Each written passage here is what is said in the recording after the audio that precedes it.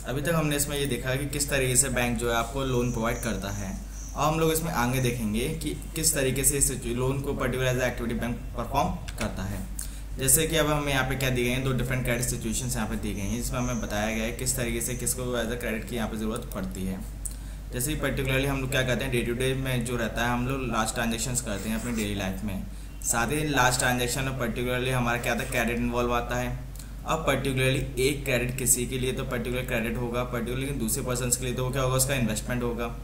साथ ही जनरली हम लोग क्रेडिट को क्या बोलते हैं, यहाँ पर लोन रेफर करते हैं, जो कि क्या होता है, एक एग्रीमेंट होता है जिसमें पर्टिकुलर जो लैंडर होता है, लैंडर में जो पर्टिकुलर हमें पैसे उधार देता है, ठीक है, पर्टिकुलर ये क्या करता है, पैसे प्रोवाइड करता है। किसको प्रोवाइड करता है, बोरोवर को ये पैसे प्रोवाइड करता है। बोरोवर कौन होता है, जो पैसे को लेता है, क्या प्रोवाइड करता है, उसे मनी प्रोवाइड करता है। साथ ही साथ या कुछ गुड्स प्रोवाइड करता है, कुछ सर्विस यहाँ पर प्रोवाइड करता है। अब पर्टिकुलरली क्रेडिट किस बेसिस पे होता है कि वहाँ पर पर्टिकुलर से क्या करता है, प्रॉमिस करता है। क्या प्रॉमिस करता है कि वो इस थिंग का क्या करेगा, फ्यूचर में पेमेंट कर देगा। मान लेते हैं कि जैसे कि मैं मार्केट गया, मार्केट में जनरली क्या रहते हैं, हम लोग पर्टिकुलर अपने लिए मंथली हर मंथ क्या लेते हैं, कुछ ना कुछ असेंशियल अपने लिए प्रोडक्ट्स लेकर आते हैं, कुछ ना कुछ सामान लेकर आते हैं। अब मान लेते हैं वो शॉपकीपर हमारा क्या जान पहचान वाला है, वो शॉपकीपर पर्टिकुलरली मान लेते हैं इस बार हमारे पास पैसे नहीं है, तो पर्टिकुलरली वो शॉपकीपर जो रहता है हम लोगों से कहता है कि अब मैं इसका पेमेंट, आप मेरे को अभी सामान दे दीजिए, इसका पेमेंट मैं आपको नेक्स्ट मंथ कर दूंगा, या जब भी मेरे पास पैसे आएंगे उस टाइम पीरियड में आपको पैसे इसका पेमेंट कर दूंगा। तो उस टाइम पीरियड पर हम लोग एज अ जो सामान है, जो गुड्स वगैरह वो भी एज अ उधार में ले लेते हैं। साथ ही साथ क्या रहता है, यहाँ पर मनी जब हमें पैसों की जरूरत पड़ती है तो हम लोग किसी ना किसी से ऐसा उधार लेते हैं, चाहे तो अपने फ्रेंड से उधार ले लेते हैं, या रिलेटिव से उधार लेते हैं, या कहीं ना कहीं किसी बैंक से आकर उधार हम लोग ले लेते हैं। तो ये पर्टिकुलरली क्या होता है, आपका क्रेडिट होता है। साथ ही अब हम लोग देखते हैं, ये कुछ एग्जाम्पल दिया गया है आपको, जहाँ पे ये बताया गया है किस तरह से जो क्रेडिट है वो वर्क करता है। ये क्या दिया गया आपको, फेस्टिवल सीजन है, क्या यहाँ पे फेस्टिवल सीजन उस टाइम पे आपको ये एग्जाम्पल दिया गया है। जनरली क्या फेस्टिवल सीजन है, जनरली 2 महीने का यहाँ पे क्या फेस्टिवल सीजन है। साथ ही इस टाइम पीरियड पर जो शू मैन्युफैक्चरर है, जिसका क्या नेम है सलीम है, उससे क्या मिलता है, एक ऑर्डर मिलता है। एक बड़े व्यापारी ट्रेडर से क्या मिलता है, उसे एक ऑर्डर मिलता है, जहाँ पर पर्टिकुलरली उसे क्या चाहिए, 3000 पेयर्स ऑफ शूज उसे चाहिए। साथ ही साथ वो पर्टिकुलरली क्या बोल रहा है यहाँ पर ट्रेडर, कि उसे जो शूज़ की डिलीवरी चाहिए वो 1 महीने में उसे इसकी डिलीवरी भी चाहिए। अब इस पर्टिकुलरली ऑर्डर को तैयार करने के लिए, इस ऑर्डर को टाइम पर कंप्लीट करने के लिए सलीम को पर्टिकुलरली क्या चाहिए, वो सारे वर्कर्स चाहिए, क्योंकि ऑर्डर जो है टाइम पर कंप्लीट करना है, और 3000 पेयर्स का ऑर्डर है, ये बहुत बड़ा ऑर्डर है, इसलिए उसे क्या होगा, यहाँ पर कुछ वर्कर्स को क्या करेगा, हायर करेगा, क्योंकि पर्टिकुलरली उसे यहाँ पर वर्क जो है अपना ऑर्डर जो है टाइम पर उसे फिनिश करना है। साथ ही साथ ये जो वर्कर्स है वो हायर किस पर्पज़ के लिए, स्टिचिंग करने के लिए, सिलने के लिए, और पेस्टिंग यानी कि चिपकाने के लिए उसे यूज़ करेगा। साथ ही साथ अब ये जो शूज़ यहाँ पर मैन्युफैक्चर करेगा, उस शूज़ को मैन्युफैक्चर करने के लिए उसके पास क्या होना चाहिए, शूज़ के लिए रॉ मटेरियल भी चाहिए। अब शूज़ वो किसी न किसी प्रोडक्ट से तो बनाएगा, तो उसके लिए कुछ उसका रॉ मटेरियल भी चाहिए। साथ ही साथ अब रॉ मटेरियल खरीदने के लिए उसके पास क्या होना चाहिए, पैसे होने चाहिए। अब जनरली ये सारे के सारे खर्चे जब वो वर्कर्स को हायर करेगा तो उन्हें भी क्या देगा, वहाँ पे सैलरी देगा, और डे टू डे जो उसके लिए वर्किंग जो लगेगी, जो कैपिटल उसकी लगेगी, वर्किंग कैपिटल की उसकी नीड होगी। तो इस टाइम पीरियड पर सलीम क्या करता है, यहाँ पे ऑपरेट करता है। क्या ऑपरेट करता है, लोन ऑपरेट करता है। कहाँ से, 2 सोर्सेज से, 2 सोर्सेज से लोन ऑपरेट करता है। पहला जनरली जो सोर्स होता है वो क्या होता है कि जो लेदर सप्लाई होता है, क्योंकि शूज़ बनाने में लेदर होता है, तो उसका जो लेदर सप्लायर होता है, ठीक है, वो पर्टिकुलरली उसे लेदर यहाँ पे प्रॉमिस करता है कि वो अभी उसे लेदर प्रोवाइड कर दे, और बाद में जैसे ही उसे यहाँ पे पेमेंट मिलेगा, वो पेमेंट से पर्टिकुलरली उस लेदर का वो पे यहाँ पर कर देगा। यानी कि उसने लेदर सप्लायर से एज अ रॉ मटेरियल किस पे ले लिया, एज अ प्रॉमिस करके ले लिया कि अभी आप उससे क्या कर दें, लेदर एज अ प्रोवाइड कर दें, जब भी उसका पेमेंट होगा वो उसे पेमेंट क्लियर यहाँ पर कर देगा। इसी के साथ साथ दूसरे जो कंडीशंस रहती है, दूसरा जो लोन लेता है वो कहाँ से लेता है, लोन यहाँ पर कैश फॉर्म में लेता है। कहाँ से लेता है, एक लास्ट ट्रेडर से लेता है। किससे, लास्ट ट्रेडर, ये वही ट्रेडर होता है जिसने उसे ऑर्डर यहाँ पर दिया है। अब यहाँ पर वो क्या लेता है, इतना बड़ा जो यहाँ पर जब उसने ऑर्डर लिया तो उस शूज़ को मैन्युफैक्चर करने के लिए क्या ले लेता है, एडवांस ले लेता है। एडवांस कितने रुपीज़ कितने का लेता है वो, 1000 पेयर्स ऑफ शूज़ की जो प्राइस होती है वो उसको एडवांस यहाँ पर ले लेता है। और वो यहाँ पे क्या करता है, प्रॉमिस करता है कि वो जो पूरा जो ऑर्डर है वो डिलीवर कर देगा इस मंथ के एंड पे। यानी कि 3000 पेयर्स ऑफ शूज़ का यहाँ पर क्या था, ऑर्डर था, तो उसने एज अ एडवांस फॉर्म में क्या ले लिया, यहाँ पे 1000 पेयर्स ऑफ शूज़ का यहाँ पे पैसा एज अ एडवांस फॉर्म में उसने ले लिया, यानी कैश फॉर्म में उसने ले लिया। तो इससे उसकी क्या होगा, जो एक्सपेंसेस आएंगे वो मीट यहाँ पर हो जाएंगे।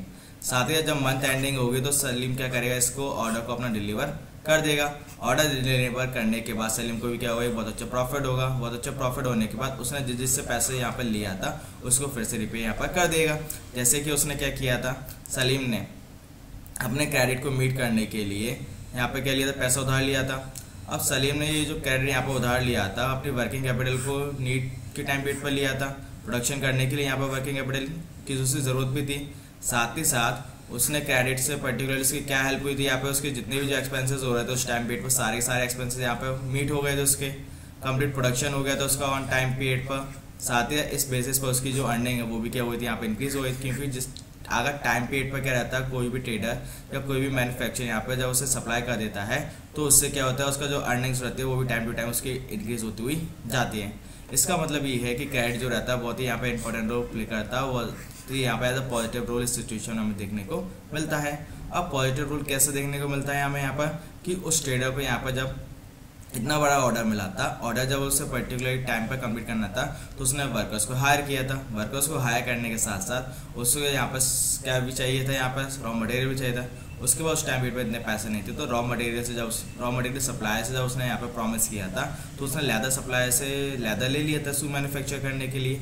साथ ही साथ उसने एज एडवांस ले लिया था 1000 पेयर्स ऑफ शूज़ का, किससे, ट्रेडर से। तो उस बेसिस पर उसकी जो एक्सपेंसेस का जो नीड था वो उस टाइम पीरियड पर उसकी पूरी नीड कंप्लीट हो गई थी, फुलफिल हो गई थी। इसी बेसिस पर उसने अपना प्रोडक्शन टाइम पीरियड पर कर लिया। प्रोडक्शन टाइम पीरियड पर करने पर जब उसे लास्ट में जब कंप्लीट एज यहाँ पर पेमेंट मिल जाता है तो उससे बाद में वो लेदर सप्लायर का भी क्या कर देता है, रिपे यहाँ पर कर देता है। तो क्रेडिट यहाँ पर जो है पॉजिटिव रोल यहाँ पर प्ले करता है और इस क्रेडिट से उसकी क्या होती है, अर्निंग भी यहाँ पर इंक्रीज हो जाती है। इसके बाद अब हमें यहाँ पर क्या दिया गया है, दूसरी सिचुएशन दी गई है। अब क्रेडिट की अभी तक तो हमें यहाँ पर पॉजिटिव रोल दिया गया था, अब हमें यहाँ पर दूसरी सिचुएशन दी गई। अब जैसे आपको इस पिक्चर में देखने को मिल रहा होगा, एक लेडी है यहाँ पर। ये लेडी जनरली क्या करे, यहाँ पर एज अ क्या करे, पैडी की क्रॉपिंग यहाँ पर वो कर रही है। साथ ही साथ इस लेडी का क्या नेम है, यहाँ पर स्वप्ना नेम है। स्वप्ना कौन है, एक स्मॉल फार्मर। जनरली वो ग्राउंडनट भी ग्रो करती है अपने 3 एकर्स ऑफ लैंड में। साथ ही साथ अब 3 एकड़ ऑफ लैंड में ग्राउंडनट ग्रो करने के लिए वो जनरली क्या लेते हैं, लोन लेती है। कहाँ से लोन लेती है, मनी लैंडर से। अभी मनी लैंडर जो साहूकार वगैरह होते हैं, जो विलेजेस एरियाज में हमारे प्रेजेंट्स होते हैं, तो अपनी खेती करने के लिए, खेती के जो भी खर्चे हैं उसको मीट करने के लिए यहाँ पे ये किससे लेती है, मनी लैंडर से यहाँ पर लोन ले लेती है। अब वह ये आशा करती है, होप करती है कि जब भी उसकी हार्वेस्ट हो जाएगा, हार्वेस्ट होने से क्या होगा, वह अपना लोन को यहाँ पे क्या कर देगी, रिपे कर देगी और कुछ पैसे उसके लिए बच जाएंगे जिससे कि उसकी अर्निंग हो जाएगी। लेकिन बीच ही टाइम पीरियड में, सीजन के टाइम पीरियड में क्रॉप को पर्टिकुलरली क्या हो गया, पेस्ट अटैक हो गया। पेस्ट अटैक यानी कि कीड़े वगैरह लग गए उसमें। कीड़े लगने के बेसिस पर उसकी क्रॉप क्या होती है, यहाँ पर फेल हो जाती है। क्रॉप जब फेल हो जाती है तो यहाँ पर उसकी क्या नहीं हो पाती, कोई भी अर्निंग नहीं हो पाती है। इस बेसिस पर अब जैसे कि उस पर क्या लगा, पेस्ट लग गए हैं, तो यहाँ पे क्या रहता है कि वो अब पेस्ट को हटाने के लिए पेस्टिसाइड्स भी लेना पड़ेगा उसे। अब पेस्टिसाइड जनरली जो रहते हैं बहुत एक्सपेंसिव यहाँ पर आते हैं, तो इससे जब उसने पेस्टिसाइड्स भी यहाँ पर स्प्रे किए थे तो उससे भी उसकी क्रॉप पर थोड़ा बहुत ही असर हुआ था, ज़्यादा उससे असर देखने को नहीं मिला था। लास्ट टाइम पीरियड पर उसकी क्रॉप को उससे इतना क्या नहीं मिल जाता है, ऐसा उसकी मार्केट में सेल आउट नहीं हो पाती है, उसकी इनकम बहुत कम हो पाती है। इनकम कम होने के बेसिस पर वो क्या होती है, अनेबल होती है कि अपने लोन को यहाँ पर मनी लैंडर को रिपे कर पाए। साथ ही धीरे धीरे करके उसका जो डेट होता है, डेट यानी कि जो कर्जा होता है यहाँ पर, वो धीरे धीरे क्या होता है, साल दर साल बढ़ता हुआ जाता है। और उसने कर्जा जो लिया था यहाँ पर, उधार जो लिया था मनी लैंडर से, बहुत कम लिया था। लेकिन जैसे जैसे क्या रहता है, टाइम पीरियड बढ़ता हुआ जाता है, वैसा वैसा उसका जो कर्जा रहता है वो भी यहाँ पर बढ़ता हुआ जाता है। अब इस सीजन की क्या हो जाती है, उसकी फसल जो क्रॉप होती है वो ख़राब हो जाती है। लेकिन नेक्स्ट ईयर के लिए स्वप्ना क्या करती है, फिर से यहाँ पर क्या लेती है, एक लोन लेती है अपनी खेती करने के लिए। अब नेक्स्ट सीजन पे भी उसे खेती करना है, उसने ये आशा की थी नेक्स्ट सीजन अगर क्रॉप जो है उसकी अच्छी हो जाएगी तो यहाँ पर क्या करेगी, जो मनी लैंडर से पैसा लिया है वो सारा का सारा पैसा यहाँ पर चुका देगी। अब नेक्स्ट सीजन के लिए भी क्या लेती है, वो यहाँ पर लोन ले लेती है। अब इस साल जो क्रॉप है वो कैसा है, नॉर्मल ईयर क्रॉप होता है, यानी क्रॉप जो होता है उसका प्रोडक्शन नॉर्मल ही होता है। लेकिन उसके पास जो इस क्रॉप को बेचने से जो अर्निंग होती है वो इतनी ज़्यादा इनफ नहीं होती है कि वो अपने पुराने लोन को यहाँ पर चुका पाए। क्यों? क्योंकि पुराने लोन पे क्या होता है, generally time to time period पे क्या रहता है, उस पर इंटरेस्ट बढ़ता जा रहा था। इंटरेस्ट बढ़ने के बेसिस पर स्मॉलर जो अमाउंट उसका एज अ प्रिंसिपल उसने लिया था, धीरे धीरे करके इंटरेस्ट उस पर ऐड होते हुए क्या होता है, बहुत बड़ा वो इंटरेस्ट हो जाता है, बहुत बड़ा अमाउंट वो यहाँ पर हो जाता है। और यहाँ पर उसकी अर्निंग इतनी नहीं हो पाती है कि वो अपने यहाँ पर लोन को रिपे कर पाए। धीरे धीरे वो कर्ज में यहाँ पर डूबती हुई जाती है। साथ ही साथ वो अब उसने कर्जे को यहाँ पर चुकाने के लिए वो क्या करते हैं, यहाँ पर अपने लैंड का कुछ पार्ट यहाँ पर बेच देती है। लैंड का कुछ पार्ट बेचने से क्या रहता है, उसका डेट ज़्यादा क्लियर हो जाता है।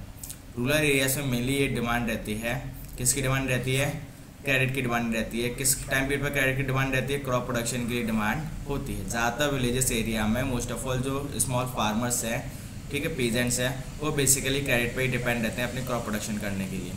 क्रॉप प्रोडक्शन में आप क्या क्या थिंग्स इन्वॉल्व होते हैं, क्रॉप प्रोडक्शन में आपके पर्टिकुलर सीड की कॉस्ट इन्वॉल्व होती है, फर्टिलाइजर जो आप परचेस करते हो उसकी कॉस्ट इन्वॉल्व होती है, पेस्टिसाइड जो उसकी कॉस्ट इन्वॉल्व होती है, water, electricity, repayment of equipment. अगर कोई इक्विपमेंट ख़राब है आपके पास तो उसको रिपेयर कराने के लिए भी कॉस्ट आपकी एज अ प्रोडक्शन में आ जाती है। तो ये सारे थिंग्स की ज़रूरत होती है आपको क्रॉप प्रोडक्शन करने के लिए।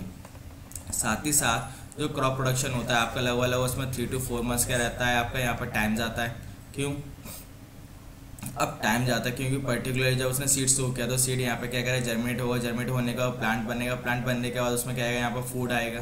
तो इसमें लगभग 3 से 4 महीने का टाइम पीरियड जाता है। साथ ही साथ जब फार्मर्स को पर्टिकुलरली इन इनपुट्स को क्या करना, परचेस करना पड़ता है। परचेस करने के उसे पैसा चाहिए रहता है, तो पैसा वो कहाँ से लेता है, मनी लैंडर से क्या लेता है, उधार लेता है। और जब वह अपनी क्रॉप को यहाँ पे मार्केट में सेल आउट कर देता है, मार्केट में सेल आउट करने के बाद उसके पास जो पैसा आता है उस पैसे से वो अपने मनी लैंडर को एज ए रिपे कर देता है। तो फार्मर जनरली क्या लेते हैं, यहाँ पे क्रॉप लोन से यहाँ पर अपने मनी लैंडर से लेते हुए रहते हैं। जनरली फार्मर्स कब लेते हैं क्रॉप लोन, जब सीजन का बिगनिंग होता है। इट मीन्स जब सोइंग टाइम पीरियड रहता है उस टाइम पीरियड पर फार्मर्स क्या लेते हैं, एज अ लोन लेते हैं, क्रेडिट ले लेते हैं एंड रिपे करते हैं। कब रिपे करते हैं लोन का, जब उनका हार्वेस्ट हो जाता है, जब उनको मार्केट में अपने वो सेल आउट कर देते हैं। तो जो रिपेमेंट ऑफ लोन रहता है जनरली डिपेंडेंट होता है, किस पर डिपेंडेंट होता है कि फार्मर की कितनी इनकम हुई है फार्मिंग एक्टिविटी करने से, उस पर ही डिपेंडेंट होता है। अब हमने ये देखा था यहाँ पे कि जो सिचुएशन है यहाँ पे कि फर्स्ट सिचुएशन में हमने क्या देखा था, पॉजिटिव रोल देखा था क्रेडिट का।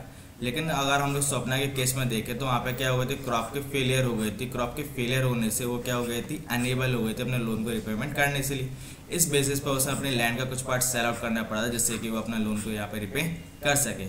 अब क्रेडिट ने यहाँ पर जनरली क्या किया है, क्रेडिट को बेसिकली हमने फर्स्ट कंडीशन में देखा था, वहाँ से तो उसकी अर्निंग तो इम्प्रूव हुई थी, अर्निंग उसकी इंक्रीज हुई थी। स्वप्ना ने भी यही सोचा था कि जैसे लोन लेकर पर्टिकुलरली क्या होगा, जब उसकी क्रॉप अच्छी तरीके से हो जाएगी, मार्केट में सेल आउट हो जाएगी, तो उसको भी यहाँ पे फ़ायदा हो जाएगा और उसका वो लोन रिपे कर देगी। लेकिन इससे क्या हुआ, क्रेडिट लेने से उसकी कंडीशन और ज़्यादा ख़राब हो गई थी।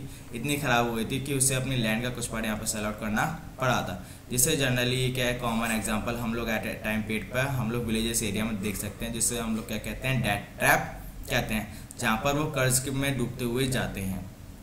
साथ ही साथ इस टाइम पीरियड में क्या रहता है, क्रेडिट जो रहता है एज अ जो बोरोवर रहता है उसको एक ऐसी सिचुएशन में लाकर खड़ा कर देता है जहाँ से उसकी रिकवरी जो होती है बहुत ही पेनफुल होती है। क्यों पेनफुल होती है, क्योंकि उसकी सिचुएशन यहाँ पे बहुत ज़्यादा ख़राब हो जाती है। सिचुएशन ख़राब होने के बेसिस पर उसे कुछ अपने या तो लैंड पार्ट को एज अ सेल आउट करना पड़ता है, या लैंड पार्ट को गिरवी रखना पड़ता है, या पर्टिकुलर से कुछ और स्टेप यहाँ पर लेना पड़ता है। इसीलिए इस सिचुएशन में क्रेडिट जो रहता है बोरोवर को ऐसी सिचुएशन में डाल देता है जहाँ पर वो इस कर्ज में डूब जाता है। जैसे कि हमने यहाँ पर देखा था, एक सिचुएशन देखी थी जहाँ पर क्रेडिट ने हेल्प की थी उसकी अर्निंग को इंक्रीज़ करने के लिए। इसीलिए पर्टिकुलरली हम लोग कहते हैं कि यहाँ पर क्रेडिट तो अच्छा है। लेकिन दूसरी सिचुएशन जैसे ही हमने ये देखा कि क्रॉप फेलियर हो गई थी, क्रॉप फेलियर होने के बेसिस पे जो क्रेडिट है उसने पर्सन को कहाँ पर ढकेल दिया था, डेट ट्रैप में ढकेल दिया था। इस बेसिस जो रिपे है लोन का, उस रिपे करने के लिए, लोन का रिपे करने के लिए उसने अपने लैंड का कुछ पोर्शन यहाँ पर सेल आउट कर दिया था, जिससे कि उसकी कंडीशन और ज़्यादा यहाँ पे ख़राब हो गई थी। पहले से ज़्यादा उसकी कंडीशन यहाँ पे क्या हुई थी, ख़राब हो गई थी। तो हम लोग कह सकते हैं कि क्रेडिट जो है या तो हमारे लिए यूज़फुल भी हो सकता है और यूज़फुल नहीं भी हो सकता है। ये डिपेंड करता है, किस पर डिपेंड करता है कि उस सिचुएशन में रिस्क कितना है। साथ ही साथ यहाँ पर पर्टिकुलरली अगर हमारे पास कोई सपोर्ट नहीं होता तो जनरली हमारे पास क्या होता है, फिर देन लॉस ही होता है ऐसी सिचुएशंस में। इसके साथ साथ अब हम लोग देखेंगे कि जो क्रेडिट हमें मिलता है उसके लिए क्या टर्म्स वगैरह होती हैं। अब क्रेडिट जैसे कि कोई हमें उधार देगा तो यहाँ पे कोई ना कोई तो थिंग्स हमसे लेगा। अब क्रेडिट वो हमें उधार दे रहा है तो उधार वो क्यों देगा हमें, मेनली ये होती है कुछ ना कुछ तो कंडीशन उसके लिए होंगी ना। अब हर पर्टिकुलरली पर्सन जो लोन एग्रीमेंट करता है, क्योंकि लोन लेने के लिए हम लोग क्या कहते हैं, एग्रीमेंट करते हैं। जो लैंडर होता है, जो एज अ मनी यहाँ पे प्रोवाइड करता है, जो बोरोवर होता है, जो उससे पैसा लेता है, तो दोनों आपस में एक दूसरे से क्या कहते हैं, एग्रीमेंट साइन करते हैं। उस एग्रीमेंट में जनरली कुछ टर्म्स होते हैं तो उसके बारे में हम लोग देखेंगे। ये जो लोन एग्रीमेंट होता है वहाँ पे स्पेसिफाई होता है, उस पर क्या स्पेसिफाई होता है, इंटरेस्ट, यानी कि पर्टिकुलर जितने टाइम पीरियड के लिए वो यहाँ पर लोन ले रहा है, अब उतने टाइम पीरियड के लिए उसे क्या देना, कुछ एक्स्ट्रा, उसे पर्टिकुलर जब वो रीपे करेगा लोन का तो उसे कुछ एक्स्ट्रा पैसे उसको देने पड़ेंगे।